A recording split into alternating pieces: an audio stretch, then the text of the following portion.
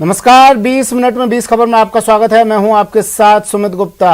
हम अगले 20 मिनट में आपको देश दुनिया की 20 ऐसी खबरें बताने वाले हैं जो इस वक्त न केवल सुर्खियों में हैं बल्कि दिलचस्प और अहम भी हैं। तो चलिए शुरू करते हैं 20 मिनट में 20 खबरों का सिलसिला। सबसे पहले देखते हैं राजस्थान की कौन कौन सी खबर इस वक्त अहम है।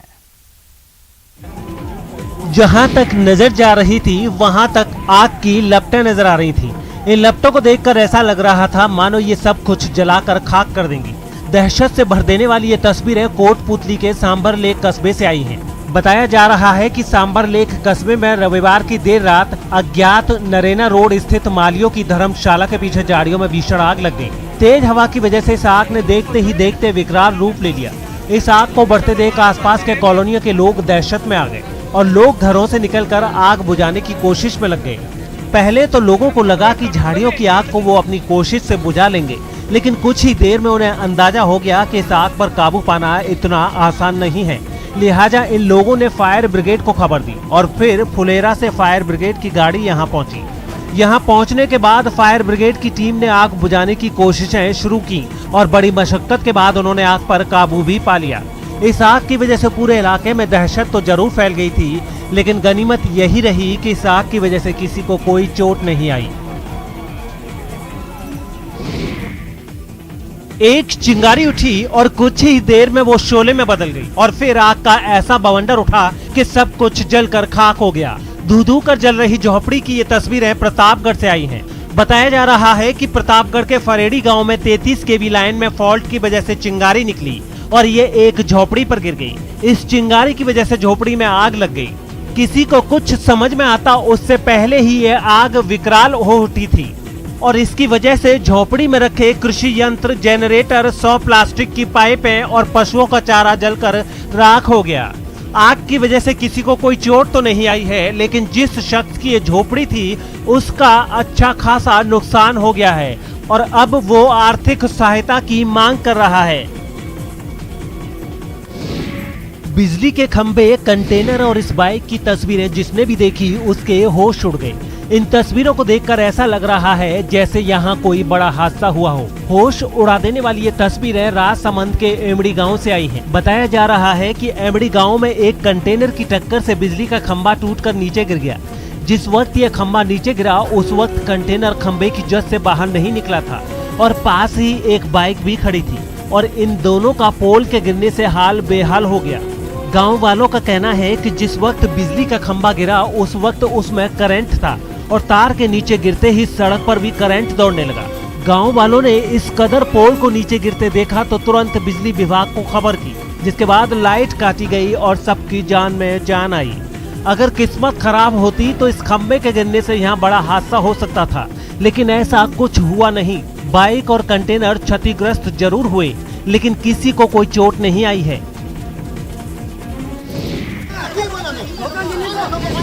अंधेरी रात में सड़क पर जमघट लगाए ये लोग पीने का पानी नहीं मिलने की वजह से नाराज हैं और रात में ही शासन प्रशासन के प्रति नाराजगी दिखाने सड़क पर उतर आए हैं। गुस्से में रात को प्रदर्शन और नारेबाजी वाली ये तस्वीरें नागौर के राठौड़ी कुआं इलाके से आई हैं। बताया जा रहा है कि पिछले कई दिनों से यहाँ पानी नहीं आ रहा है और पानी किल्लत की वजह से यहाँ के लोगों का रविवार रात सब्र टूट गया और वो बाहर प्रदर्शन के लिए निकल आए। यहाँ के लोगों का कहना है कि पिछले 3 महीनों से यहाँ के लोग पानी की कमी से परेशान हैं।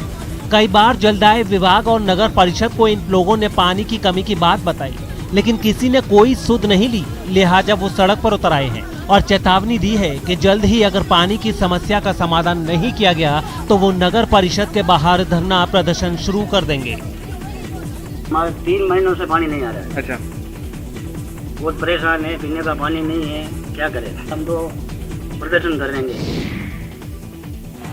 ये यज्ञ, ये हवन अच्छी बारिश के लिए है, ये पूजा बेहतर फसल के लिए है, कोरोना के संक्रमण से मुक्ति के लिए है।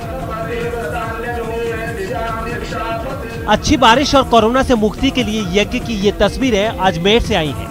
बताया जा रहा है कि कोरोना मुक्ति और बेहतर मॉनसून के लिए यहाँ 5 दिनों का विशेष हवन पूजन का आयोजन किया गया है। महर्षि दयानंद सरस्वती की निर्माण स्थली विनायक कोठी में इस यज्ञ का आयोजन किया जा रहा है।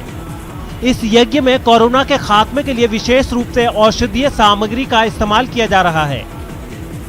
कोरोना को देखते हुए हमने इसमें स्थानीय आमंत्रित लोगों को कम किया है ताकि प्रोटोकॉल कायम रहे और सरकार की जो गाइडलाइन है उसका अनुपालन हो सके, और ये जो निरंतर बातचीत सुबह शाम चलेगा।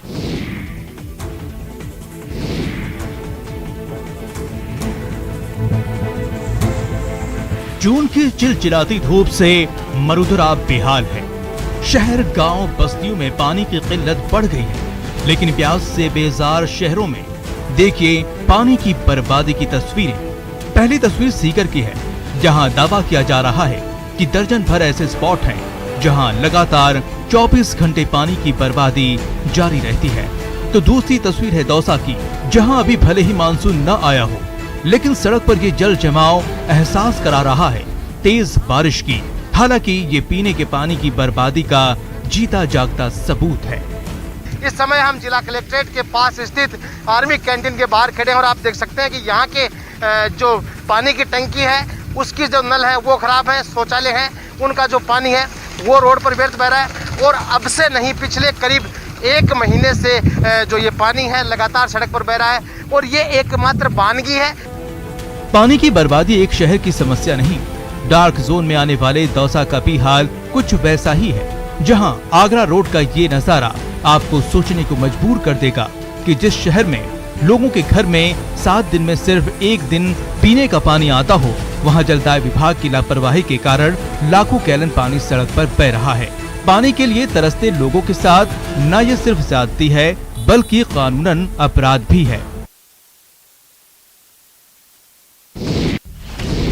कहीं रिश्तों को लगी जंग,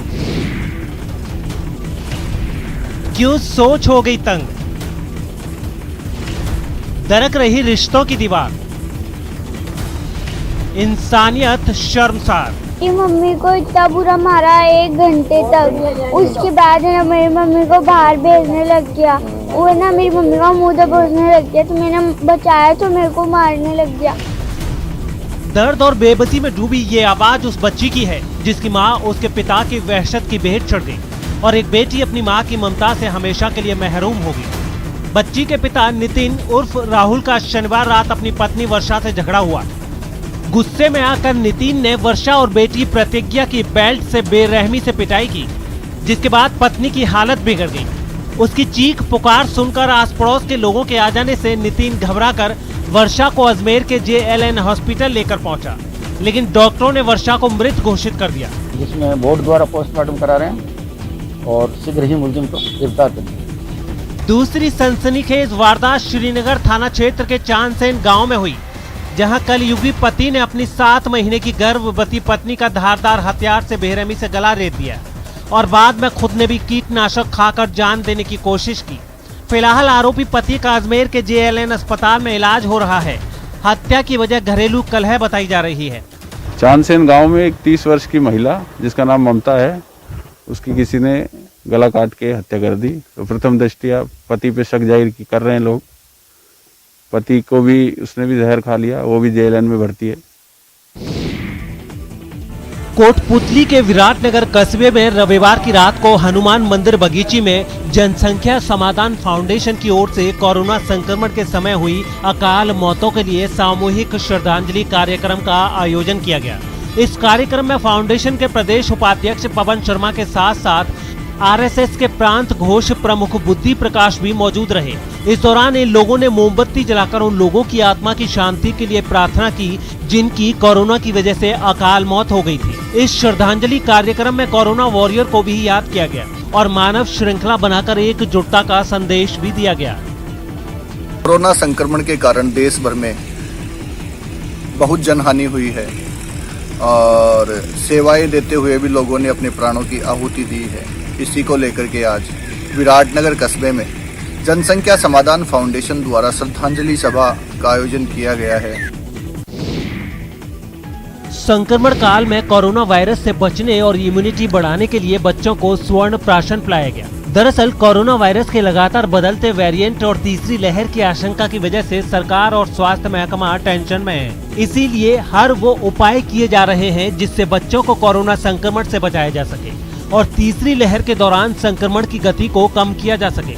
इसी कोशिश के तहत चित्तौड़गढ़ में आयुर्वेद विभाग की ओर से बच्चों की रोग प्रतिरोधक क्षमता यानी कि इम्यूनिटी बढ़ाने के लिए स्वर्ण प्राशन पिलाया गया। स्वर्ण प्राशन को लेकर डॉक्टर सौरभ सिंह हाड़ा का कहना है कि बच्चों की इम्यूनिटी बढ़ाने के लिए वो लगातार कोशिश कर रहे हैं और आयुर्वेद के मुताबिक स्वर्ण प्राशन एक अत्यधिक कारगर औषधि है जो बच्चों की इम्यूनिटी बढ़ाने के लिए सहायक है।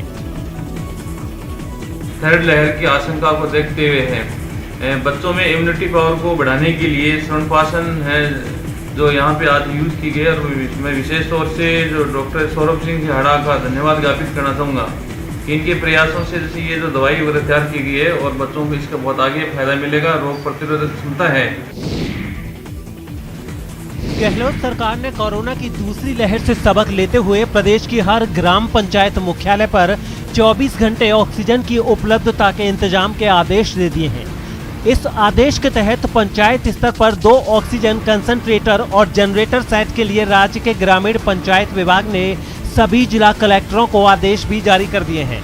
बताया जा रहा है कि ऑक्सीजन कंसंट्रेटर की मदद से जरूरतमंदों को तुरंत ऑक्सीजन उपलब्ध कराई जा सकेगी। साथ ही बिजली जाने पर उसे जनरेटर से चलाने की व्यवस्था भी की जाएगी। इस तरह गाँव में 24 घंटे मेडिकल ऑक्सीजन उपलब्ध कराने के इंतजाम किए हैं। शासन सचिव के आदेश के मुताबिक कोविड-19 महामारी संक्रमण के मामलों की संख्या को देखते हुए संक्रमित व्यक्तियों को ऑक्सीजन की आपूर्ति किए जाने के लिए हर ग्राम पंचायत स्तर पर 2 ऑक्सीजन कंसंट्रेटर और 1 जनरेटर सेट उपलब्ध रहेगा। खंबे के ऊपर लगे सीसीटीवी कैमरे बंद। पुलिस की तीसरी आंख में मोतियाबिंद। मोटरसाइकिल चोरों के हौसले बुलंद। ये नजारा है पोखरण थाना क्षेत्र का, जहां इलाके में लगे बिजली और अन्य खंभों पर आपको सीसीटीवी कैमरे दिख जाएंगे, लेकिन ये कैमरे महीनों से बंद पड़े हैं। इलाके के सभी खंभों पर दर्जनों की संख्या में लगाए गए कैमरे बंद पड़े हैं। यहाँ तक कि सीसीटीवी कंट्रोल रूम का मॉनिटर भी खराब पड़ा हुआ है, जिसका फायदा उठाकर बदमाश लगातार बाइक चोरी की घटना को अंजाम दे रहे हैं। घटना के बाद पुलिस को जांच के दौरान निजी मकानों में लगे सीसीटीवी कैमरे की मदद लेनी पड़ रही है।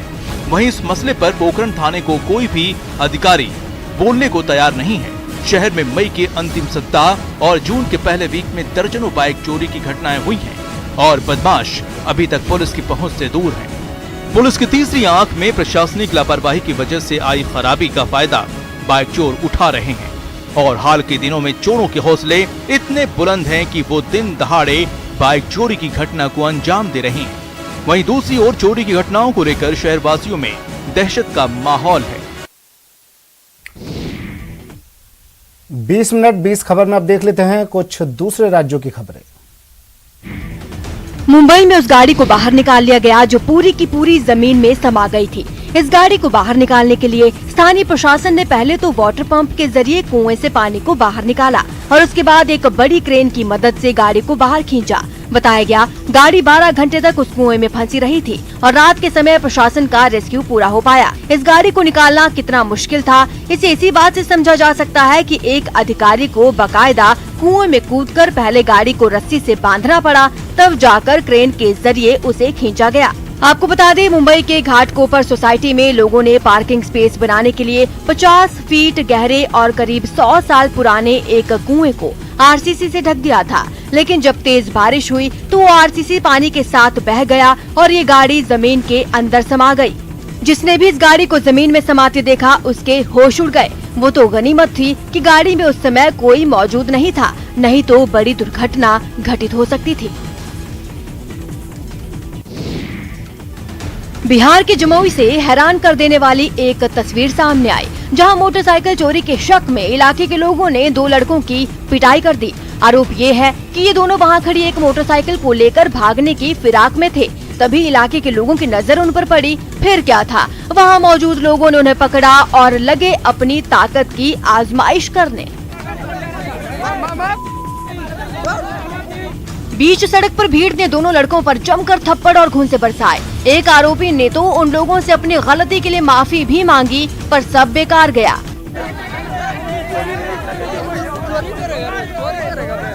पहले तो उन लोगों ने दोनों को मन भर पीटा, फिर उन्हें पूरे रास्ते में घुमाया।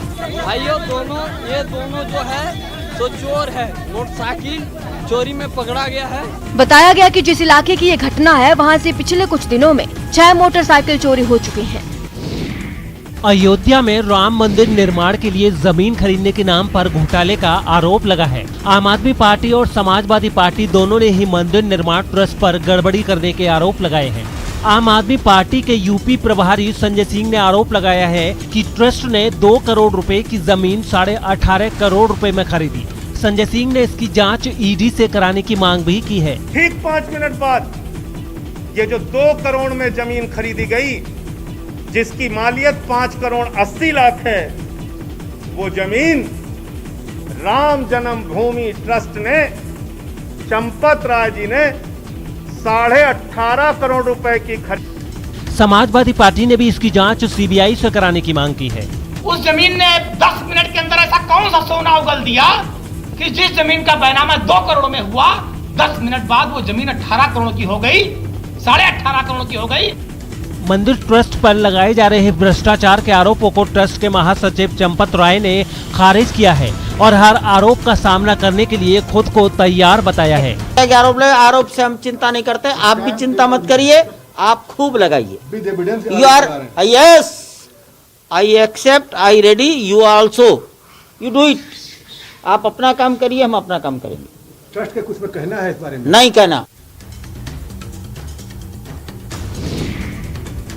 उत्तर प्रदेश के सुल्तानपुर से रोंगटे खड़े कर देने वाली कुछ तस्वीरें सामने आई। यहाँ जमीन विवाद में 2 पक्षों में मारपीट हो गई। जिस वक्त इलाके में ये पूरा बवाल हो रहा था, उस समय वहाँ मौजूद कुछ लोगों ने इसका वीडियो बना लिया, जो अब तेजी से वायरल हो रहा है, जिसमें दोनों ओर के लोग एक दूसरे से भिड़ते दिखाई दिए। वहाँ से आई एक तस्वीर में तो एक पक्ष के लोग दूसरी तरफ के लोगों के मकान पर डंडों से हमला करने के लिए दौड़ते नजर आए। इस लड़ाई की वजह से पूरा इलाका जंग का मैदान बन गया। नीचे तो लोग एक दूसरे पर डंडे बरसा ही रहे थे, घर की छत से भी कुछ लोग ईंट से हमला करने में पीछे नहीं रहे। इलाके के लोगों के बीच बचाव करने पर मामला थोड़ी देर के लिए शांत होता, लेकिन चंद मिनटों में हालात दोबारा जस के तस बन जाते। तब हंगामा शांत नहीं हुआ और वहां के लोगों ने पुलिस को बुलाया। 100 नंबर गाड़ी बुलाओ। वीडियो सामने आने के बाद पुलिस हरकत में आई और इस घटना की छानबीन में जुट गई। आईआईटी रुड़की ने विस्फोटक प्रतिरोधक क्षमता वाला एक हेलमेट तैयार किया है, जो जवानों के पारंपरिक हेलमेट की तुलना में बेहतर सुरक्षा दे सकता है। इस हेलमेट को बनाने में लगभग 3 साल का समय लगा है। प्रोफेसर गढ़पुले ने बताया कि ये हेलमेट ब्लास्ट के समय सुरक्षा और ब्लास्ट की वेव्स को अंदर जाने से रोकता है। सहयोग मिला ये सारी चीज़ें करने में, क्योंकि इतनी आसान भी नहीं है, तो एडमिनिस्ट्रेटिव सपोर्ट भी इसके लिए बहुत मिला है काम करने के लिए और काम करने के लिए। इस हेलमेट का जल्द ही चंडीगढ़ की एक लैब के साथ करार होगा, जिससे इस हेलमेट का फायदा सेना को मिल सके। वैसे तो आईआईटी रुड़की आए दिन नए शोध करता रहता है, लेकिन इस बार आईआईटी विस्फोट प्रतिरोधक क्षमता वाला एक हेलमेट डिजाइन किया है, जो कि सुरक्षा के लिहाज से काफी फायदेमंद साबित हो सकता है। कोरोना महामारी के बीच ओडिशा में रज महोत्सव मनाया जा रहा है। आपको बता दें कि 3 दिनों तक चलने वाले रज महोत्सव धरती माता की उपासना और नारी जाति की महानता का अनुपम पर्व है। समाज में नारी के अवदान को सम्मान जताने का पर्व है। रज महोत्सव के मौके पर दूसरी तरफ ओडिशा पर्यटन विकास निगम की तरफ से पीठा ऑन व्हील कार्यक्रम शुरू किया गया है। इस कार्यक्रम के जरिए लोगों के घर घर तक रज पीठा पहुंचाने की व्यवस्था की गई है। ओटीडीसी की अध्यक्ष श्रीमयी मिश्र ने इस कार्यक्रम का शुभारंभ किया। पिछले साल की ही तरह इस साल भी ओटीडीसी की तरफ से पंथ निवास और मिशन शक्ति मां के सहयोग से भुवनेश्वर, समलपुर तथा कटक शहर में पहली रज से सुलभ मूल्य में स्वादिष्ट पीठा मुहैया किया जा रहा है। खास बात यह है कि राजधानी भुवनेश्वर में 6 जगहों पर सुबह 7 बजे से दोपहर 11 बजे तक ये पीठा उपलब्ध कराया जा रहा है। महिला स्वयं सहायता समूह की तरफ से पीठा ऑन व्हील कार्यक्रम के जरिए पीठा बिक्री की जा रही है। यहाँ भी महिला स्वयं सहायता समूह की ओर से मास्क का वितरण किया जा रहा है। मुख्यमंत्री नवीन पटनायक ने ओटीडीसी के पंथ निवास एवं मिशन शक्ति मां के सहयोग से आयोजित पीठा ऑन व्हील कार्यक्रम को शुभकामना दी है। और अब देख लेते हैं अंतर्राष्ट्रीय जगत की कुछ अहम खबरें। अभी दुनिया कोरोना वायरस से छुटकारा पाने की कोशिश में ही लगी है। वहीं चीन के वैज्ञानिकों ने 24 नए कोरोना वायरस खोज लिए। इनमें से 4 कोरोना वायरस कोविड-19 जैसे हैं, यानी खतरा 4 गुना ज्यादा हो गया। चीन के वैज्ञानिक कोरोना वायरस की उत्पत्ति का पता लगा रहे थे, चमगादड़ों की जांच कर रहे थे। इसी दौरान उन्हें इन 24 नए कोरोना वायरसों का पता लगा है। इनमें से एक वायरस इस समय कहर बरपा रहे SARS-CoV-2 वायरस से जेनेटिकली बहुत ज्यादा मिलता है, यानी दुनिया को और सतर्क रहने की जरूरत है। चीन के वैज्ञानिकों ने इन 24 कोरोना वायरसों को दक्षिण पश्चिमी चीन में मिलने वाले चमगादड़ों में खोजा। साथ ही ये भी बताने की कोशिश की कि इन 24 वायरसों में से कितने इंसानों को संक्रमित कर सकते हैं। ये रिपोर्ट सेल जर्नल में प्रकाशित हुई। शेंडोंग यूनिवर्सिटी के शोधकर्ताओं ने बताया, हमने चमगादड़ों की अलग अलग प्रजातियों में 24 नए कोरोना वायरसों की खोज की। इनमें से 4 कोरोना वायरस ऐसे हैं जो वर्तमान में महामारी का सबब बने हुए कोविड-19 वायरस से मिलते जुलते हैं। चीनी वैज्ञानिकों ने मई 2019 से लेकर नवंबर 2020 के बीच दक्षिण पश्चिमी चीन के जंगलों में मौजूद चमगादड़ों के सैंपल्स लिए। वैज्ञानिकों ने चमगादड़ों के पेशाब और मल की जांच की। कुछ चमगादड़ों के मुंह से थूक भी लिया। इसके बाद जब इन सैंपल्स की जांच की गई, तब इनमें 24 नए कोरोना वायरस की मौजूदगी का पता चला। इजराइल में नई गठबंधन सरकार के बनते ही बेन्यामीन नेतन्याहू के 12 साल के कार्यकाल का अंत हुआ। नफ्ताली बेनेट के रविवार को इजराइल के प्रधानमंत्री पद की शपथ ली। इसके साथ 12 साल से प्रधानमंत्री पद पर काबिज बेंजामिन नेतन्याहू का कार्यकाल खत्म हो गया। संसद में बहुमत हासिल करने के बाद दक्षिणपंथी यामिना पार्टी के 49 वर्षीय नेता और पूर्व कमांडर रहे बेनेट ने रविवार को शपथ ली। नफ्ताली ने साल 2005 में अपना टेक स्टार्टअप $14.5 करोड़ में बेचने के बाद राजनीति में एंट्री ली थी। इससे पहले इजराइल के 120 सदस्यीय संसद नेसेट में 60 सदस्यों ने पक्ष में और 59 सदस्यों ने विरोध में मतदान किया। इस दौरान एक सदस्य अनुपस्थित रहा। नेतन्याहू के हटते ही उनके विरोधियों ने वहां जमकर जश्न मनाया। आपको बता दें, नेतन्याहू पिछले 12 साल से लगातार इजराइल के प्रधानमंत्री के पद पर बने हुए थे। पनडुब्बी घोटाले के आरोप में घिरे नेतन्याहू के विरोध में वहां के लोगों ने कई महीनों से मोर्चा खोल रखा था। यही वजह रही कि जब उनकी सत्ता की समाप्ति हुई तो लोगों की खुशी का ठिकाना नहीं रहा। राजधानी यरूशलेम की सड़कों पर लोगों की भीड़ ऐसी उमड़ी कि वहां पैर रखने तक की जगह नहीं बची। वहां लंबे समय से इस इंतजार में बैठे लोग जश्न में डूब गए। नेतन्याहू ने वहां के प्रधानमंत्री के पद से हटने का खुमार लोगों के सिर ऐसा चढ़ा कि उन्होंने बीच रास्ते पर ही पार्टी शुरू कर दी। नाच गाना भी खूब हुआ। कई लोगों ने गले मिलकर एक दूसरे को बधाई दी तो खुशी के मारे कुछ लोग भावुक भी हो गए। वहाँ का नजारा देख ऐसा लगा मानो जैसे पूरा शहर जश्न में डूब गया हो।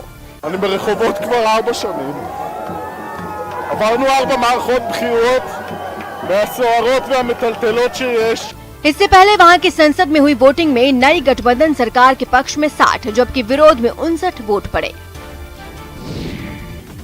रूस के साइबेरिया से डरा देने वाली एक तस्वीर सामने आई। यहाँ जंगल का एक बड़ा हिस्सा आग के शोलों में धधकता दिखाई दिया। गर्मी की वजह से वहाँ की आग काफी तेजी से फैलती जा रही है। इसने अब तक 50,000 से ज्यादा एकड़ में फैले जंगल को अपनी गिरफ्त में ले लिया। आग की ऊंची लपटों में जंगल के हरे भरे पेड़ पौधे सुलगते नजर आए। इस जानलेवा आग को बुझाने में दमकल कर्मियों ने पूरी ताकत झोंक दी। इस काम में कई विमानों को भी लगाया गया जो आसमान से इन खतरनाक लपटों पर केमिकल गिराते नजर आए।